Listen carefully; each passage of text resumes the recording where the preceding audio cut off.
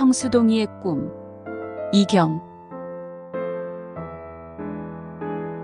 서울역에 도착했을 땐 빗줄기가 제법 굵어졌다. 대합실 입구에 있는 매점에서 비닐 우산을 사서 쓰고 지하도로 들어섰다. 그런데 매캐한 연기가 자욱하게 깔려 있어 앞이 보이지 않았다. 혹시 대모를 진압하려고 쏘아 올린 최루탄이 휩쓸고 간 흔적이 아닌가 하고 주위를 살폈다. 그러나 그것은 아닌 모양이었다. 그 어디에도 군중이 모여 있지 않았다. 자세히 보니 지하도 깊숙한 곳에서 연기가 흘러나오고 있었다. 순간 가슴 한 구석이 철렁 내려앉았다. 지하철이 정상으로 운행되지 않을지도 모른다는 생각 때문이었다. 지난주에 지하철 내에서 화재가 있어서 2시간이나 늦게 집에 도착했었다. 만약 그런 일이 벌어진다면 아내와의 저녁 약속을 또다시 지키지 못하게 되는 것이다. 오늘은 결혼기념일이다. 오늘만큼은 아내와의 철석같이 약속을 지켜야 했다. 그동안 주말이면 고향에 내려가 잃어버린 아버지의 유골을 찾는다고 야단법석을 피웠다. 아내는 그런 날을 탐탁지 않아 했다. 며칠 전에도 눈을 뜨자마자 고향에 내려가려고 가방부터 챙겼다. 그러자 아내는 잔뜩 부어오른 얼굴을 하고 침대에서 꼼짝하지 않았다. 그런데도 아내를 외면한 채 고향으로 휘달려갔다. 조급한 마음에 연기가 깔린 지하도로 들어갔다. 사람들은 지하도 입구에 고여있는 연기 따위에 관심을 보이지 않았다. 마치 민방위 훈련이 끝난 뒤에 거리로 쏟아져 나오는 사람들의 표정들이었다. 그렇다면 그리 심각한 일이 아닌 듯 싶었다. 어쩌면 사소한 전철 고장일 수도 있었다. 불안한 표정을 거두고 발걸음을 재촉했다. 그때였다. 이상한 냄새가 훅 하고 얼굴 위로 날렸다. 처음엔 무슨 냄새인지 알 수가 없었지만 곧 생솔가지를 태울 때 나던 냄새라는 것을 알 수 있었다. 점점 그 냄새가 코끝을 자극하더니 기분을 우울하게 만들었다. 생솔가지 타는 냄새는 고등학교 다닐 때까지 아버지의 가마터에서 지겹도록 맡았다. 그때의 기억들이 밀물처럼 밀려들더니 뇌리를 뒤흔들었다. 퇴근 시간이라서 지하도는 많은 사람으로 붐볐다. 발 빠른 사람들의 움직임은 하수구로 쏟아져 들어가는 검은 물을 떠올리게 했다. 아, 저 소리. 차디찬 대리석 위에 수백 개의 신발이 남기고 가는 그 소리는 무리를 지어 달리는 말발굽 소리와 너무도 흡사했다. 몸을 가눌 수 없을 만큼 현기증이 났다. 점점 마음이 불안해지기 시작했다. 몸이 피곤한 탓일 수도 있었다. 여기저기에서 환청이 들리고 걷고 있는 두 다리가 휘청댔다. 아내가 돌아 누워있던 침대에서 빠져나온 이후 며칠 동안 포클레인이 파헤쳐 놓은 가마터를 헤매다가 돌아왔다. 온몸이 욱신거리고 머리가 지끈거렸다. 아, 집으로 돌아가고 싶은 마음뿐이었다. 까칠까칠거리는 턱을 쓰다듬으며 플랫폼으로 내려섰을 때였다. 한 사내와 정면으로 맞닥뜨렸다. 잠시 갈피를 못 잡고 서로 버티고 서 있었다. 감겨오는 눈을 크게 뜨고 사내를 노려봤다. 그런데 모자를 푹 눌러 쓰고 있어서 얼굴을 볼 수가 없었다. 사내와 나는 제 갈 길을 가기 위해 다시 몸을 움직였다. 그 순간 거칠게 어깨를 부딪히고 말았다. 그때야 사내의 얼굴을 똑바로 노려볼 수 있었다. 그런데 전혀 얼굴 형체를 알아볼 수 없었다. 아니, 텅 비어있는 청수동이를 들여다본 것 같은 냉기가 스치고 지나갔던 것도 같았다. 사내는 아무런 관심도 없다는 듯 서둘러 계단을 올라가 버리는 것이었다. 멀뚱히 서서 멀어져 가는 사내의 뒷모습을 바라보았다. 어쩌면 사내의 얼굴이 정말 없었는지도 모른다고 생각했다. 어떻게 그런 일이 있을 수 있겠는가. 하지만 몇 달 전 아버지의 옹관묘를 이장하고 난 뒤부터 사람들의 잣대로는 도저히 잴 수 없는 불가사의한 일들이 얼마든지 있을 거라는 생각을 하게 됐다. 지금도 어찌된 영문인지 알 수 없지만 이장하려고 파헤친 아버지의 옹관묘에는 유골이 없었다. 더욱 놀라운 사실은 집안 대대로 대물림했던 청수동이가 아버지의 유고를 대신해서 있었다. 아버지가 눈을 감기 전까지만 해도 장독대에 짚을 십자로 깔고 그 위에 청수동이를 올려놓은 뒤 새벽 이슬이 가라앉은 청수를 담아두었다. 아이들이 그 청수동이 옆에서 놀기라도 하면 아버지는 청수동이를 깬다며 호통을 쳤다. 아버지는 평생 고집스럽게도 청수동이를 지키며 살아왔다. 청수동이를 아버지가 그토록 소중히 다루었던 것은 무엇보다도 질그릇을 구워내며 살았던 조상들의 정신을 대물림하려는 의도가 숨어 있었을 것이다. 그런데 내가 아버지 곁을 떠나던 그날 이후부터 청수동이를 한 번도 본 적이 없었다. 사실 청수동이에 대한 애착 따위도 없었기 때문에 아버지의 집에서 청수동이가 사라진 것도 알지 못했다. 미친 듯이 선산 근처와 가마터를 모두 파헤쳐 보았지만 아버지의 유고를 찾을 수 없었다. 문중산을 관리해 오던 당숙도 엉뚱한 소리만 했다. 치매를 앓고 있어서 조금 전 자신이 내뱉었던 말조차 기억하지 못하는 듯했다. 별다른 방법을 찾지 못하고 겨우 마련한 아버지의 유택지의 비농관을 묻고 봉분을 세우자는 쪽으로 결론을 지었다. 편리상 그를 당숙이라고 불렀지만 할아버지와 의형제를 맺은 인연에 불과했다. 그래서 친족과는 거리가 먼 사이였다. 더구나 몇 년 전부터 치매를 앓았다. 정말 답답한 노릇이었다. 집안 대소사를 모두 당숙에게 맡긴 나의 무책임함도 한몫했다. 그나마 때때로 정신이 돌아와 옛 기억을 떠올리는 경우가 있어서 한 가닥 희망을 걸고 서울로 돌아왔다. 고향은 워낙 좁은 산골 마을이라서 당숙이 아버지의 묘를 이장했더라면 금방 소문이 날 법도 한 일이었다. 그런데 아무도 아버지의 행방을 모르고 있었다. 일이 이 지경이 된 것은 내 책임이 컸다. 나는 아버지를 한 번도 내 아버지라고 생각하지 않았다. 친부가 아닌 탓도 있었지만 도자기에는 관심도 없는 나를 혹독하리만큼 흘기를 시켰기 때문이었다. 나를 옹기장이로 만들고자 하는 그 집착이 점점 나를 집 밖으로 밀어냈다. 집을 나온 이후 공부한다는 핑계로 아버지와 의절하다시피 하며 지냈다. 사실 임종 때도 가지 못했다. 아니, 정확히 말해서 가지 않았다. 그런데 어느 날부터인가 아버지란 존재가 뇌리를 파고들기 시작했다. 알 수 없는 일이었다. 잊고 살았던 아버지의 모습이 가슴 저 밑바닥에서 저벅저벅 걸어오기 시작했다. 날마다 무거운 등짐을 걸머쥐고 있는 사람처럼 양어깨가 뻐근하기까지 했다. 뒤돌아서서 천천히 발걸음을 옮겼다. 무릎 관절에서 우두둑하는 소리가 났다.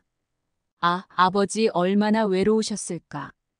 이번에도 아버지의 이장을 옹관장으로 하려 하는 것도 어디까지나 선산을 도맡아서 관리하던 당숙이 가풍이라며 고집을 부리기 때문이었다.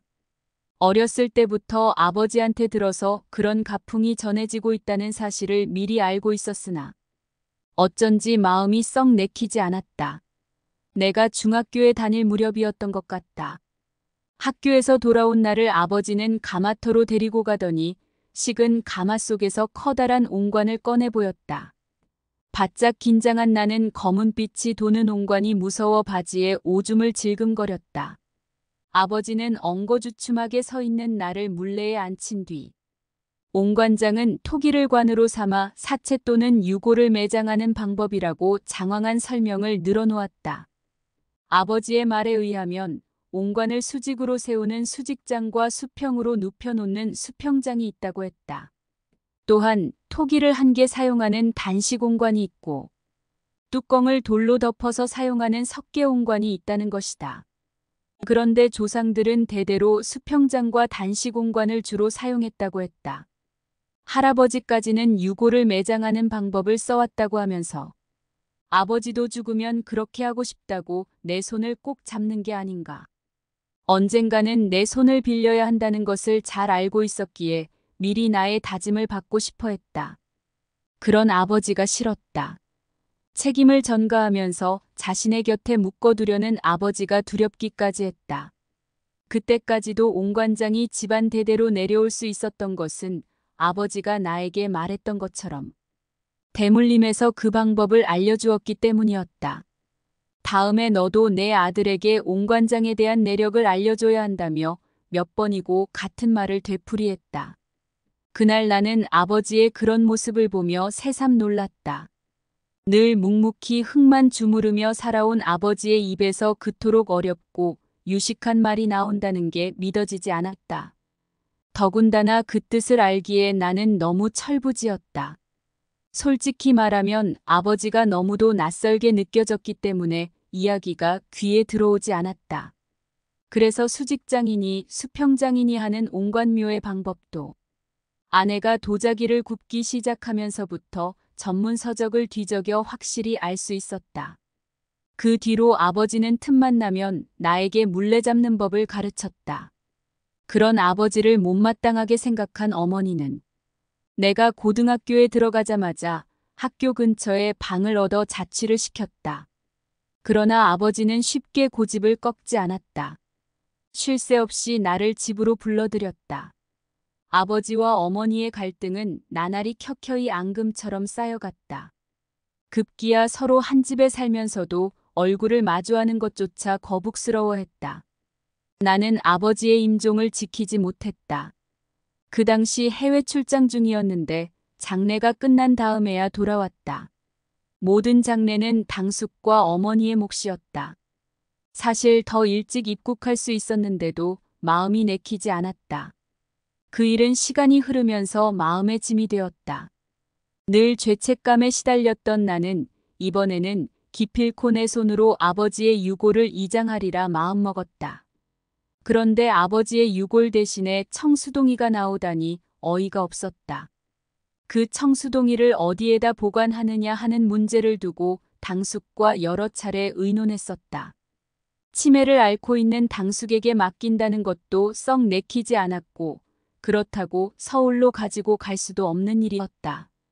딱히 좋은 방법을 찾을 수가 없었다. 결국 당숙의 집에 두고 돌아왔다.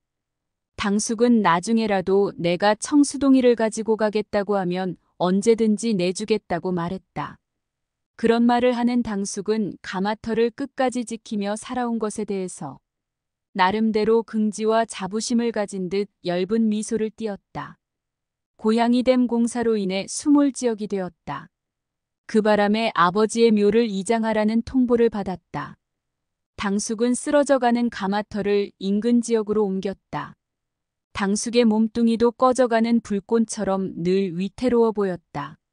아버지의 묘에서 꺼낸 청수동이는 양쪽 귀퉁이에 둥근 모양의 장식이 달려 있었다. 마치 아프리카 토인들이 귀에 달고 있는 귀고리처럼 원형이었다. 손잡이의 쓰임보다는 장식으로 만든 것 같았다. 청수동이는 한눈에 보아도 오래된 것임을 금방 알 수 있었다. 옹기장이마다 청수동이를 장독대에 두고 신주단지 모시듯 했던 것은 아니지만 내가 어릴 때만 해도 청수동이가 있는 집이 몇몇 있었다. 청수동이는 장독대를 다스리는 천룡신에게 치성을 드릴 때 사용했다. 어찌나 청수동이에 대한 아버지의 정성이 대단했던지 아버지 몰래 청수동이를 들여다보아야 했다. 아, 지금도 눈만 감으면 청수동이를 쓰다듬고 있는 아버지의 모습이 보인다. 서울로 올라오는 길에 다시 한번 청수동이를 보기 위해 당숙의 집에 들렀었다. 그런데 청수동이를 보는 순간 울컥하고 무언가가 치밀더니 가슴이 싸하게 시려왔다. 문득 나는 아버지가 보았다던 무지개를 보고 싶었다. 그러나 내 눈에는 아무것도 보지 못했다. 1미터가 될까 말까 하는 청수동이가 왜 그리 깊게 느껴지는지 모를 일이었다. 어릴 때 가끔 훔쳐보았을 때와는 사뭇 다른 느낌이었다. 내가 청수동이를 들여다보며 헛기침하자 청수동이 안에서 작은 울림이 퍼졌다. 나는 무지개를 보지는 못했지만 처음으로 청수동이의 울음소리를 들었다. 예전에 아버지가 그랬던 것처럼 새벽 이슬이 가라앉은 청수를 담아놓지는 못했다. 그런데도 청수동이는 맑은 물빛을 담고 있었다. 지하도 입구에서부터 나기 시작한 생솔가지 타는 냄새는 여전히 목을 죄어왔다. 전철을 기다리는 동안 플랫폼 사각기둥에 몸을 기대고 섰다. 전철이 미끄러지듯 플랫폼으로 다가오자 귀가 멍해지면서 사람들의 말소리가 전혀 들리지 않았다. 나는 두 손으로 귀를 꾹 눌렀다. 사람들의 말소리가 들리지 않았다. 그런데 어디선가 빗을 소리가 들려왔다. 겨울이 오면 방문마다 창호지를 바르던 어머니의 빗을 소리와 같은 소리였다. 아니, 어머니의 빗을 소리가 아닌 듯했다. 아버지의 붓질 소리였다. 초벌구이가 끝난 옹기를 붓으로 살살 털어내던 그 소리가 분명 들려왔다. 청량리 방면으로 가는 전철을 탔다. 혹여 잘못 탔는가 싶어 옆 사람에게 몇 번이고 확인차 물었다. 그런데 옆 사람이 하는 말을 전혀 알아들을 수 없었다. 답답해서 귀를 틀어막았다. 비를 맞은 사람들의 몸에서 나는 눅눅함 때문인지 전철 안의 냄새가 몹시 역겨웠다. 가마터에서 퍼져나온 그 솔잎향은 사라지고 없었다. 가마에 불이 꺼질 때쯤 아버지는 미리 마련해둔 생솔가지를 가마 안으로 밀어넣었다. 그 다음 문을 닫아버리면 얼마 동안 생솔가지가 지글거리며 타들어갔다. 매캐한 연기가 났지만 차츰 솔잎향이 가득 퍼졌다. 생솔가지가 타면서 내뿜는 연기 때문에 질그릇이 시꺼멓게 변하는 것이라 했다. 아버지는 흑토를 쓰지 않고서도 그렇게 생솔가지를 태워 검은 질그릇을 구워냈다. 어느새 얼굴이 화끈거렸다. 얼굴이 화끈거리는 이런 느낌은 오늘이 처음이 아니었다. 손 없는 날을 택해 아버지의 묘를 이장해야 한다는 당숙의 전화를 받고 난 뒤부터 얼굴이 화끈거리는 증세를 보였다. 아내가 그런 날을 보고 어차피 해야 할 일인데 뭘 그렇게 걱정스러워하냐며 짜증스럽게 말했다. 아내는 생활 도자기를 굽는 일을 하고 있다.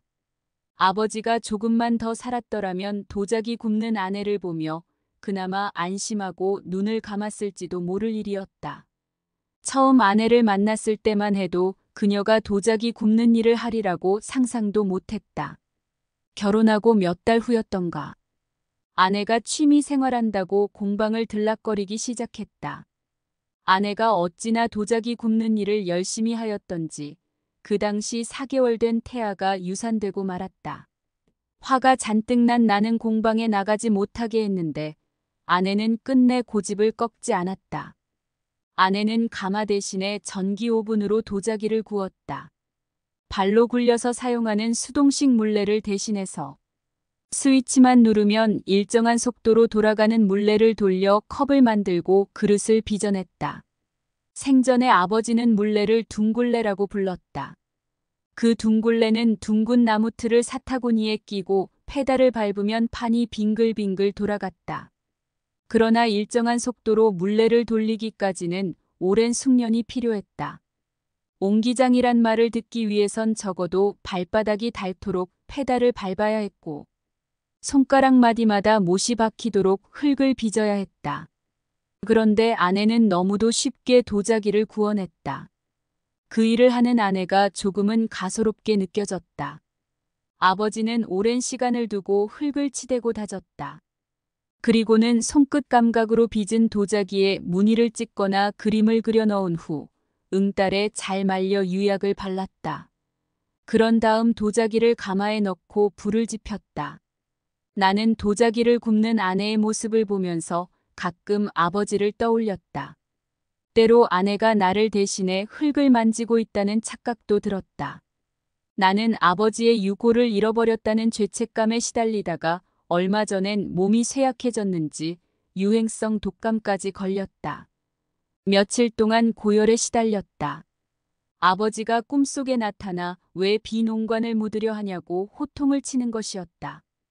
곁에서 지켜보다 못한 아내가 휴가라도 내서 여행을 다녀오라고 했지만 그것도 마음이 내키지 않았다. 그런데 댐 공사가 막 시작되었으니 빨리 가마터로 내려오라는 당숙의 전화를 받았다. 당숙의 목소리는 예전과 다름없는 목소리였다. 더욱 반가운 일은 그날따라 당숙이 지난 일을 조금씩 기억한다는 것이었다. 그래서 나는 불이 나게 고향으로 내려갔다. 내가 고향에 도착했을 땐 포클레인이 가마터를 모두 헤집어 놓은 상태였다. 더군다나 당숙은 내가 누구인지 알아보지도 못했다. 갑자기 치매가 심해진 것이었다. 어떻게 그럴 수 있는지 나는 가슴을 쥐어뜯었다. 당숙의 말을 종잡을 수가 없었다. 아버지의 육고를 강에다 뿌렸다고 했다가도 산에다 묻었다고 했다. 어쩔 땐 정신이 멀쩡하다가도 한순간에 지난 일을 까마득하게 잊어버리는가 하면 집안 식구들마저도 알아보지 못했다. 댐을 만들고 있는 마을은 오래전부터 옹기장이들이 모여 살아서 가마골이라고 불렀다. 마을은 텅 비어 있었다. 깨진 옹기들과 낡은 살림살이만 나뒹굴고 있었다. 앞산 중턱까지 물이 찬다고 했다. 그래서 인근 마을 뒷산에다 아버지의 유택지를 간신히 마련했다. 산주인과 신랑이 끝에 겨우 마련한 자리였으나 예전 자리만은 못했다. 전철이 서서히 멈추었다. 그제야 나는 정신이 번쩍 들었다. 출구문이 열리자 사람들이 우르르 몰려들었다. 그 바람에 나는 구석진 곳으로 밀려났다. 숨이 탁탁 막혔다. 주머니에서 은단 몇 알을 꺼내 입안에 넣었다. 담배를 한 대 피우면 속이 가라앉을 것도 같았다. 아버지는 고혈압으로 쓰러져 유언 한마디 남기지 않고 눈을 감아버렸다. 너무도 어이없는 죽음이었다. 평생을 둥굴레를 돌리며 살아온 내 아버지이니까 꼭 옹관묘를 써야 한다. 그렇게 말한 당숙은 내 허락을 기다렸다. 그런데도 나는 회사 사정상 사우디아라비아에서 꼼짝도 하지 못하고 모든 장례 절차를 당숙에게만 맡겼다. 당숙이 잘 알아서 아버지를 옹관묘에 모셨을 것으로 생각한 나머지 귀국하고도 자세한 것을 알아보지 않았다. 사실 나는 옹관묘라는 장례 의식을 탐탁하게 생각하지 않았다. 미개한 사람들이나 고집하는 악습쯤으로 여겼다. 조부까지는 장례를 쇄골장으로 했다. 쇄골장은 사람이 죽으면 오두막을 지어 그 속에 시신을 넣어두는 풍습이었다. 몇 달 후에 그 시신이 다 썩으면 뼈를 추려 옹관에 넣어 묻는 매장법이었다. 그러나 세월이 흐르면서 그런 방법을 쓸 수가 없었다. 시신이 썩는 악취도 만만치 않았지만 악습이라고 사람들의 입에 오르내려 더는 쇄골장을 고집할 수 없었다. 시신을 화장해서 옹관에 넣는 방법을 썼다. 나는 옹기쟁이 놈이라는 놀림을 당하며 자랐다. 요즘에는 도공들을 일컬어 도예가라고 추켜 세우기도 하지만 내가 어릴 때만 해도 물레쟁이라고 한다거나 옹기쟁이라고 부르며 천하게 취급했다. 더군다나 우리 집을 두고 산 사람까지도 움막 속에 가두어 죽게 한 다음 옹관에 넣어 묻는 집안이라며 늘 깔봤다. 내 또래의 아이들은 우리 집 근처에는 얼씬도 하지 않았다. 그런 탓에 나는 어린 시절을 외롭게 보냈다. 양지바른 무덤에 앉아 먼 하늘을 쳐다보며 넓은 세상을 꿈꾸어 보는 것이 고작이었다. 나는 산속에서 늦게까지 놀다가 저녁에서야 집에 들어오는 날이 많았는데 그때마다 흙을 다지지 않았다고 아버지에게 흠씬 두들겨 맞았다. 아버지가 시킨 일을 다 해놓지 않으면 구석에 놓여있던 질그릇들이 사정없이 날아들었다. 그 바람에 이마를 5바늘이나 꿰맨 적도 있었다. 아직도 그 흉터가 남아있어 거울을 볼 때마다 어린 시절이 떠오른다. 부엌에서 청수동이의 물로 밥을 짓던 어머니가 달려와 아버지를 말리지 않았다면 구워낸 질그릇들이 날마다 날아들었을 것이다. 아버지는 평소에 말이 없다가도 내가 가마일을 배우지 않으면 전혀 딴 사람처럼 변했다. 나는 그런 아버지가 싫었다. 나를 물레에 앉히려고 고집을 피우는 아버지가 너무도 원망스러웠다. 너는 둥굴레를 잡지 마라. 너만큼은 내가 공부시키마. 땅 두더지처럼 사는 것이 모두 저놈의 청수동이 때문이야. 어머니는 아버지에게 꾸지람을 듣는 날이면 모두 청수동이 탓으로 돌렸다. 검은색을 띠었던 청수동이는 늘 장독대에 얌전히 모셔져 있었다. 가마에서 질그릇을 꺼내던 날 아침, 아버지는 제일 먼저 장독대로 가서 청수동이를 내려다봤다. 청수동이에 담긴 물을 보고 가마점을 쳐보는 것이었다. 아버지는 질그릇이 금이 가거나 색이 골고루 나지 않는 날은 청수동이에 담겨있던 물이 뿌옇게 흐려진다고 했다.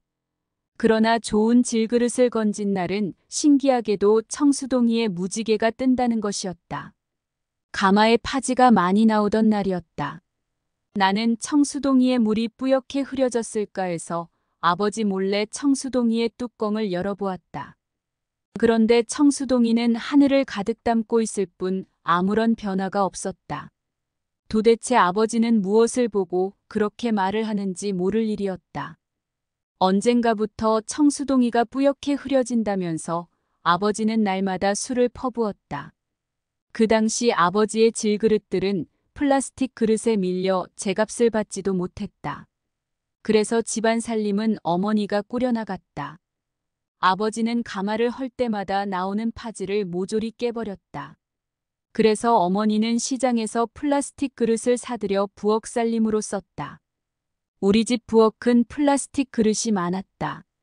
어머니가 시장 한 모퉁이에 옹기내 수선집을 차리기 시작하면서 아버지가 구워낸 질그릇이 더는 팔리지 않아도 생활 형편이 나아졌다.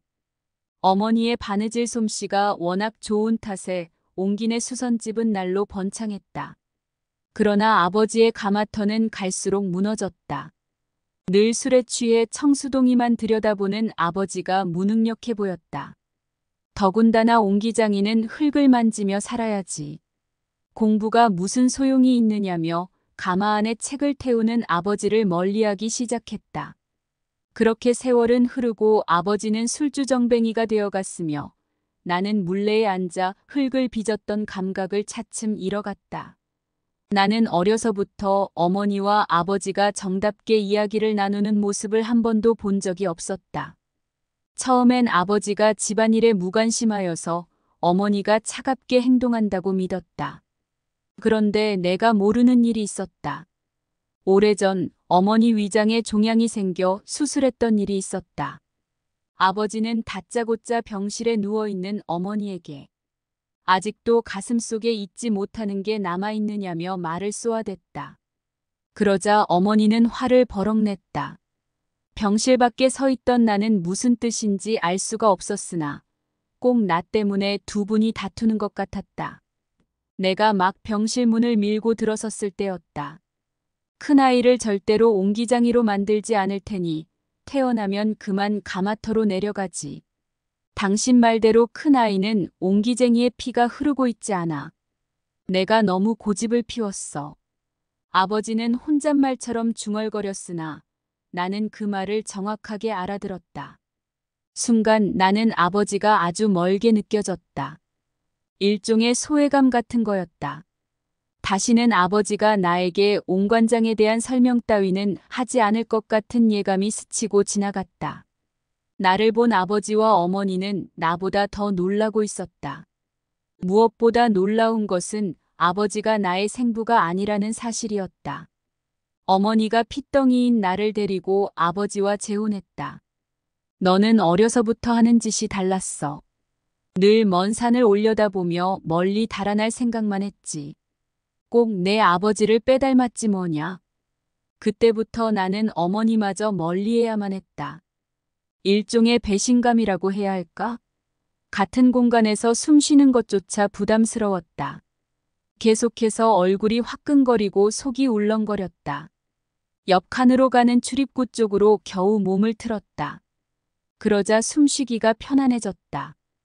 다음 칸에도 사람들이 빽빽이 들어차 있었다. 마치 전철이 플라스틱으로 만든 장난감 기차 같았다. 꼬마 병정들이 가득 타고 있는 그런 기차 말이다. 기차 장난감을 갖게 된 것은 5살 무렵이었다. 하루는 웬 낯선 남자가 찾아와서는 나에게 기차 장난감을 안겨주더니 말없이 사라져버렸다. 그런데 나는 어머니에게 기차 장난감을 준 남자에 대해서 한마디도 하지 않았다. 그 남자가 나에게 그렇게 시켰거나 아니면 기차 장난감을 빼앗기지 않으려고 한 행동이었을 것이다. 아마도 그 남자가 나의 생부였거나 가족의 일원이었을 것이다. 서울에 있는 대학을 다니기 위해 고향을 떠나던 날, 나는 난생 처음 장난감처럼 생긴 기차라는 것을 탔다. 막 기차가 출발하려고 할 때였다. 아버지가 역내로 뛰어오고 있었다.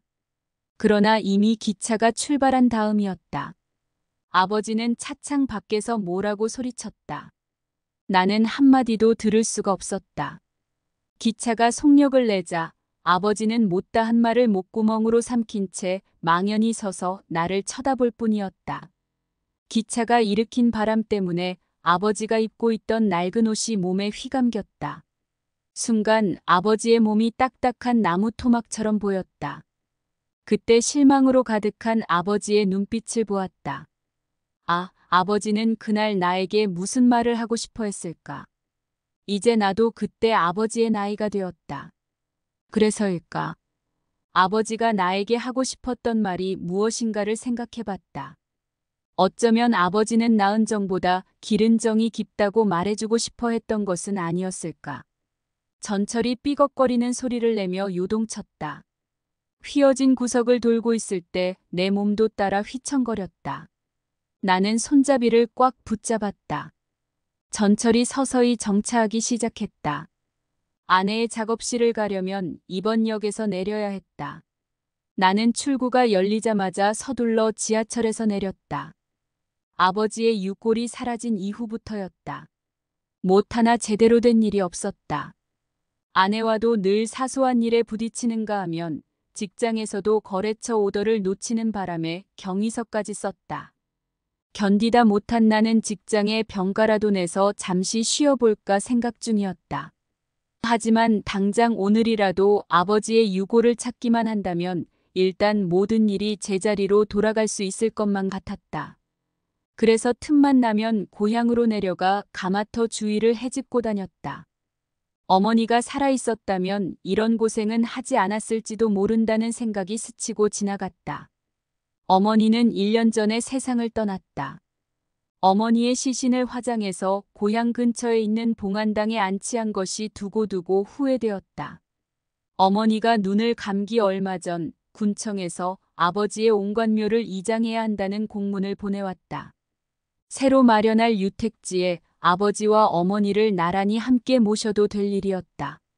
그러나 나는 아버지와 어머니가 평생을 남남처럼 살았는데 어떻게 합장하겠느냐고 고집을 부렸다. 물론 어머니도 내 의견에 애써 반대하지 않았다. 말문을 닫고 누워있던 어머니는 마지막으로 내가 정말 무서웠다. 라는 말을 남기고 눈을 감았다. 요즘 들어 부쩍 그때 어머니의 말이 생각났다. 늘 마음의 문을 닫고 사는 나를 하늘바라기처럼 지켜보아야 했던 어머니. 그 어머니의 마지막 말마저 너무나 무거워 이젠 양어깨에 걸머질 수도 없다. 당신은 왜 한 번도 어머니께 마음을 열지 않았죠? 당신은 늘 어머니 가슴에 비수를 꽂았다는 사실을 왜 모르죠? 조금만 어머니와 가까워질 수는 없었나요? 내 뒤통수에다 퍼부어대는 아내의 잔소리를 듣는 날엔 미쳐버릴 것만 같았다. 사실 어머니를 그토록 차갑게 대했던 것은 아버지 때문이었다. 나를 친아들로 여기고 싶어 했던 아버지의 모습이 뇌리에서 지워지지 않았던 탓이었다. 아버지는 어머니가 서울로 올라오자 아예 가마터 뒤쪽에다 움막을 짓고 살았다. 짚을 엮어 지붕을 만들고 가마니를 걸어 문을 만든 허름한 움막이었다. 온종일 흙치고 물레를 돌려가며 가마에 불을 지폈다. 어쩌다가 내가 고향에 내려가도 아버지는 다시는 나에게 가마 일을 가르치지 않았다. 아버지의 얼굴은 온통 희끗희끗하게 바란 털로 뒤덮여 있어서 마치 산짐승 같았다. 푸석푸석한 머리엔 감빛 물을 들인 띠를 두르고 있었는데 먼 고려시대나 조선시대의 도공이 되어 있는 듯했다. 그러나 아버지의 두 눈은 너무도 초롱초롱했다. 이상한 힘이 느껴지는 눈빛이었다. 금방이라도 아버지의 눈 속으로 빨려 들어갈 것 같아 오히려 내가 시선을 떨어뜨렸다. 플랫폼을 빠져나와 지하상가로 들어선 나는 출구를 찾을 수가 없었다. 웬일인지 눈이 침침해지면서 눈앞의 모든 사물이 구별되지 않았다. 손수건을 꺼내 눈을 닦아냈다. 그러나 여전히 지하상가의 모든 물건이 흙과 백색으로만 보였다. 지나가는 사람들까지도 모두 뿌옇게 보였다. 몸이 너무 피곤한 탓일까? 도저히 출구를 찾을 수가 없었다. 초행길이 아님에도 불구하고 전혀 낯선 곳처럼 느껴졌다. 나는 할 수 없이 사람들이 몰려가고 있는 쪽으로 걸어갔다. 어디선가에서 후덥지근한 바람이 불어왔다. 그 바람 때문인지 숨이 찼다. 나는 서둘러 넥타이를 느슨하게 풀었다. 그 순간이었다. 내 앞에 걸어가던 남자가 넘어졌다. 그 바람에 나도 앞으로 꼬꾸라지고 말았다. 그런데도 사람들은 아무런 관심도 없다는 듯 넘어진 나를 그냥 밟고 지나치는 게 아닌가. 더욱 이상한 일은 사람들이 내 다리를 밟고 지나가는데도 전혀 아픔을 느낄 수가 없었다. 그러자 한 남자가 나에게로 걸어오더니 나를 부축했다. 나는 고맙다고 말하려고 그 남자의 얼굴을 쳐다보았다. 그러자 그 남자의 얼굴에서 텅 빈 청수동이를 들여다본 것 같은 서늘한 냉기가 느껴졌다. 아, 그 사내였다. 지하도 입구에서 어깨를 부딪혔던 그 사내가 분명했다. 머리끝이 쭈뼛해지면서 온몸에 소름이 쫙 돋았다. 나는 사람들을 헤쳐나가며 반대쪽으로 휘달려갔다. 얼마를 그렇게 정신없이 달렸다. 숨이 차서 더 달릴 수가 없어 벽에 몸을 기대고 섰다. 숨을 헐떡거리며 주위를 살폈다. 멀리 출구가 희미하게 보였다. 서둘러 출구 쪽으로 뛰어갔다. 내가 겨우 지하도를 빠져나왔을 땐 온몸이 흥건하게 젖어 있었다. 시원한 바람이 얼굴 위로 싸하고 불어왔다. 그러자 침침했던 눈이 밝아지고 멍멍했던 귀가 확 터졌다. 나는 지나가는 사람들의 얼굴을 유심히 쳐다보았다. 모든 게 정상으로 보였다. 더는 솔가지 타는 냄새가 나질 않았다. 아뿔싸. 아내의 작업실로 가는 길이 아니었다. 출구를 잘못 빠져나온 것이다.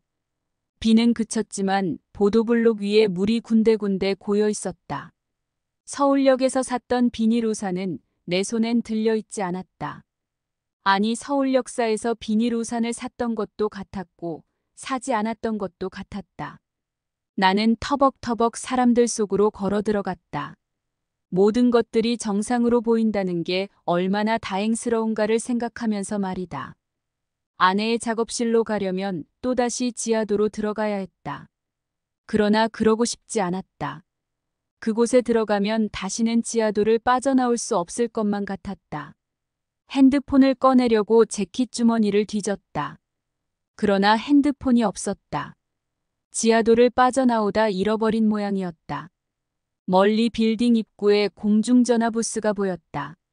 공중전화 부스로 들어가 구멍에 동전을 넣고 간신히 아내의 핸드폰 번호를 눌렀다. 수화기를 들고 있는 손이 부들부들 떨렸다.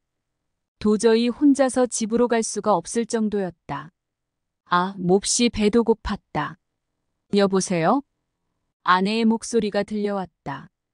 어찌나 아내의 목소리가 반가웠던지 어린아이처럼 울먹이며 대충 내가 있는 곳을 설명했다.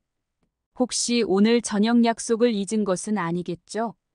조금 전에 시골 당숙이 전화했는데 아버님 유골이 어디에 있는지 생각났대요. 당신과 통화가 되지 않는다며 저에게 했어요. 아내의 말을 듣는 순간 정신이 번쩍 들었다. 놀라지 말아요. 사실 아버님은 당숙 아저씨 집에 있는 그 청수동이라는군요. 생전에 자신이 죽으면 화장해서 그 가루를 흙과 섞어서 청수동이를 빚어달라고 유언하셨대요. 아내의 말이 끝나기도 전에 나는 자리에 털썩 주저앉았다. 어떻게 그런 일이 있을 수 있단 말인가. 당숙 아저씨 집에 있는 그 청수동이는 분명 내가 어렸을 때 보았던 청수동이와 너무도 흡사했다. 그게 사실이라면 어머니는 왜 한마디도 하지 않고 눈을 감았단 말인가. 몹시 가슴이 쓰라렸다. 몇 시간 전까지만 해도 들여다보았던 그 청수동이가 아버지였다니. 어찌 짐작이나 했겠는가. 공중전화 부스에서 나온 나는 이마에 맺힌 땀을 손등으로 닦아냈다. 그리고 손바닥에 얼굴을 묻었다. 손에서 가마터의 흙냄새가 나는 것 같았다. 청수동이가 된 당신의 영혼을 내 손으로 거두게 될 날이 올 것을 미리 알고 있었던 것이었을까. 고개를 들어 하늘을 올려다보았다. 어느새 구름이 걷히고 별이 하나둘씩 떠올랐다. 나는 아내가 올 때까지 보도블록 위에 마냥 앉아 있었다.